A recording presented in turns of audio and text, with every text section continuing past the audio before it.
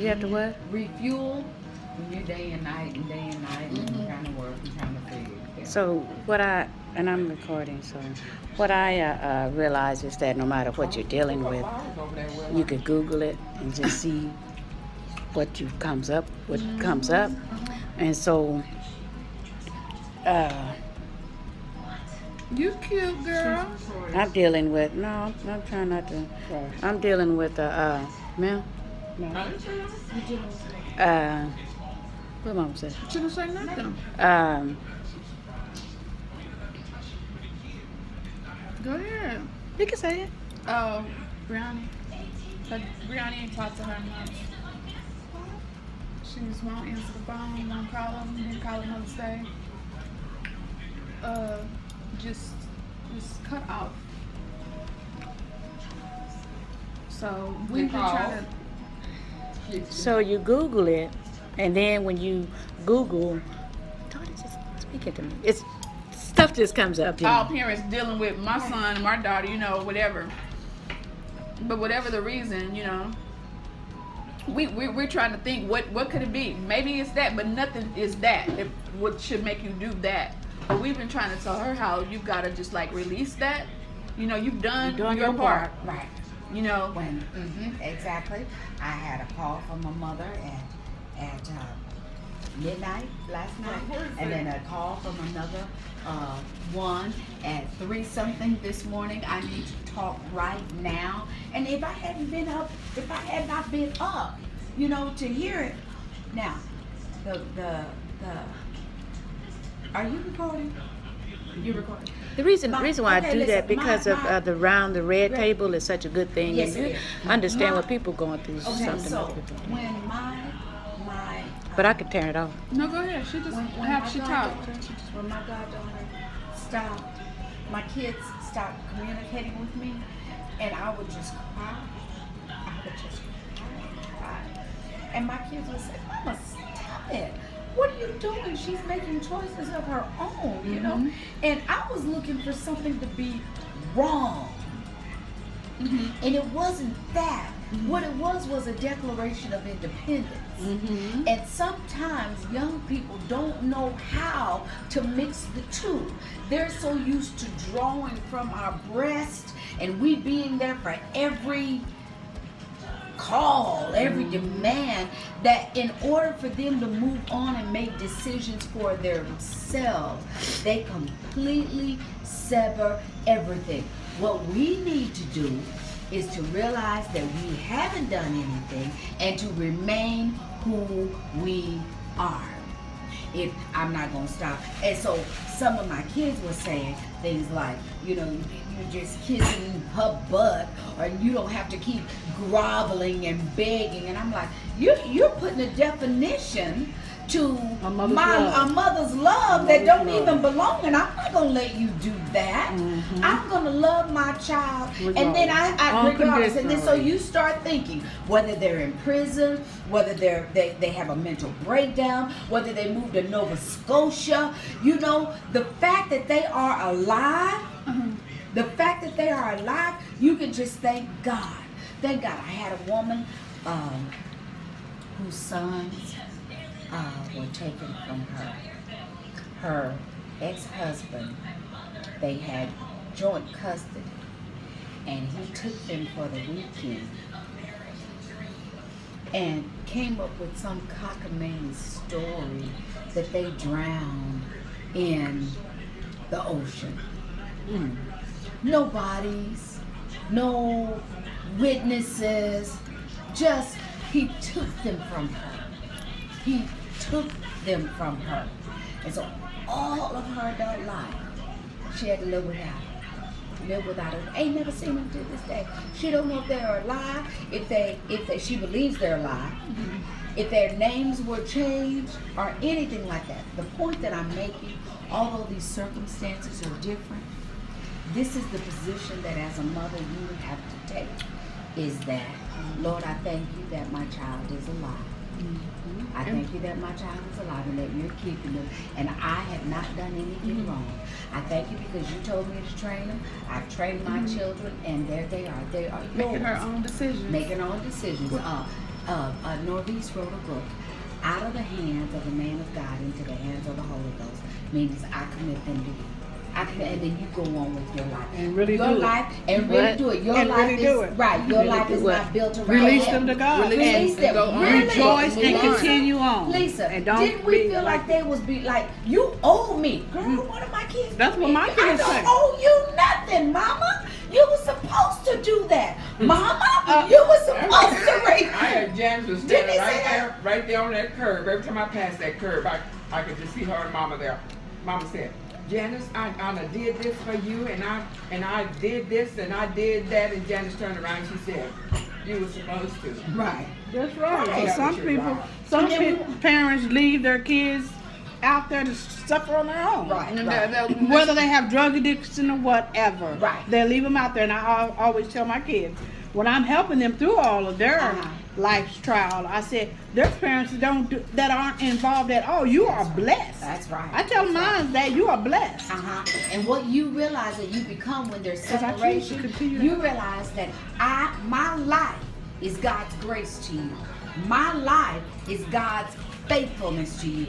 My life is God's mercy to you. I'm here because when and if the bottom falls out, the one person that you know that you can call and it won't make a difference will be me. And you don't have to say like, hold your breath. You just go on and you just thank the Lord. Look at the pictures from afar off and just say, Lord, I bless And your name. that's one of the things that I mean, these ladies here, they all been trying to encourage me. Yeah, it hurts. It hurts. It's like that. It's grieving. Yeah. It is. Right. But I hate that I have this about me, but yeah, but No, but that's real. but they been helping. But one of the things that I read was, you know, I don't forget what I was getting ready to say, but basically, I guess it's what you're saying. Just knowing that they are alive, and you got to. And that song that you showed me yesterday, Marvin Gaye, and he said, "Mothers, leave your daughters alone. Right. Leave your Fathers, daughter leave them alone." You know. And so I ran into her, and literally coming out of her apartment. This is the things I was doing, and so that gave me and all of this, right? Even when I texted her and told her the chain of events that happened up there in Pennsylvania, nothing. But I was at her place, and I was coming out, and she was coming in, and I said to myself, you know, that was crazy that happened, because I had just taken a circle around to see if she parked in the back. And so I'm coming out of the apartment complex, she's coming in. I'm saying to myself, I saw her far off. I said to myself, is she's going to pass right on by me? But she stopped. And I got out the car. First, I got out the car with this fever, you know, and then I bring it in, Lynn, and I slowed it down, and she stopped. And I said, have I done anything wrong? She said, no. And then I said, okay. And then Belle waved at me, and I said, and I done like this. Exactly. So I needed that to see that, and the fact that she stopped. That was a respect thing, you know. And sometimes people dig a hole that they can't actually get out. My kids are doing. My kids are grown. They're making That's decisions right. for themselves. That's right. That's right. And I even thought about Mom. I was like, Mom, she ain't like what I be doing like toward my kids. Mom not always calling. Mama's not always, you know what? She's not always. She's never have been that way. Haven't you wondered, like, where did she get the strength not to? right there. She nothing. Interfere nothing. That is a true trust of God. I mean, that God got But she your would kids. always call to check, though. She Yes, always yes, called. but she Yeah, didn't you gonna have interfere. everything going. And so, as one of the things that I read, you know, about it is saying, you know, let them. You know, but what you just said, and like I said, what they've been talking to me is to you know, go on. Yeah, but she had To go on. because she's going through something that's really not as minute. But Lynn is so passionate about her love, And then- genuine love. Yeah. Just like what I had to literally put my child out with a new baby. You hear me? What I'm saying? I said, so when you do that, that's meaning you're releasing yourself to let them grow. That's right. I mean, that was the hardest thing that I could ever have done. Right. Bishop Why do you Jay call it said- minute? Bishop Jay Why said do you this. call it minute? to your eyes, in your eyes, you see it as minute, but why? But You it was done no hard. wrong. But was it hard for you? It was hard, equally hard, because we both love our children. Right. But what I'm saying is, you're crying because of something that you haven't done anything that you've done. Right. Nothing that is warranted for her to be like this. So, but yet you're so emotional about it. Yeah, so those things brings guilt, it brings a searching, a shame, and all that stuff. And none of that, those emotions are getting convoluted with what the truth is. Bishop Jake said, do not rob your children of the struggle. Honey, let them splat. Because he said, let them hit the ground. Let them hit the ground. The Bible said, out of the pit, this poor man cried. Mother Pearson used to tell me, I said, oh honey, they ain't gone, they ain't gone far enough. They ain't gone through enough. When they go through enough, say it again, Mama. When they get to the end of themselves. When they get to the end of themselves, then they'll cry out. And that's when I say you'll be mercy, you'll be grace, you'll be love. See, what we are, Lamb, we are like Jesus is to us. Present help in time of trouble. Right. When they're not in trouble, go on with your life. When my kids, let me tell you what, the first time church, you know, I'm all about that. First time a Sunday morning came and they didn't show up and they didn't tell me why. I'm like, I'm picking up my phone, I'm putting my phone down, but they don't owe that to me. That's between them and God. What they need to know from me is that I missed you.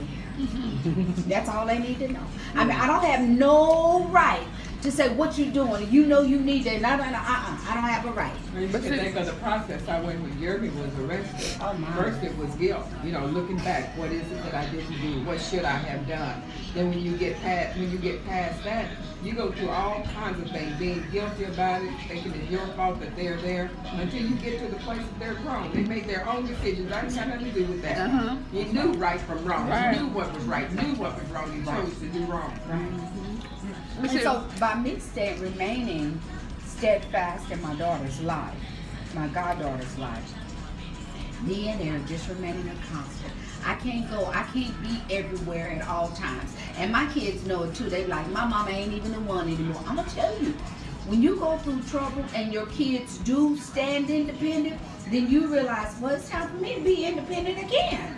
It's time for me to be independent. They are no longer my responsibility, so I need to stop acting as if they are. And so then, and I realized she's almost CB 29 this year. So. When I was in Georgia, I finally came to a point because you try to get them on your side. Now there's a side, honey, and this ain't explaining yourself like you owe an explanation to your kids or they owe it to you. You get to a place where you realize, no, you don't see it now, but you will one day. Just keep living, you'll see and you'll understand. And then you'll appreciate my position in your life. So by remaining steadfast and not checking out, every now and again, I'll get a text message. Every now and again, I'll get a call. When Daddy died, I expected her to be there, but she wasn't there. That meant that she wasn't able to do that, okay? Or she chose not to do that. I respect it. But what she did was say, Mom, I'm praying for you, and I'm thinking about you every day because she knows how much I love you. But what if you...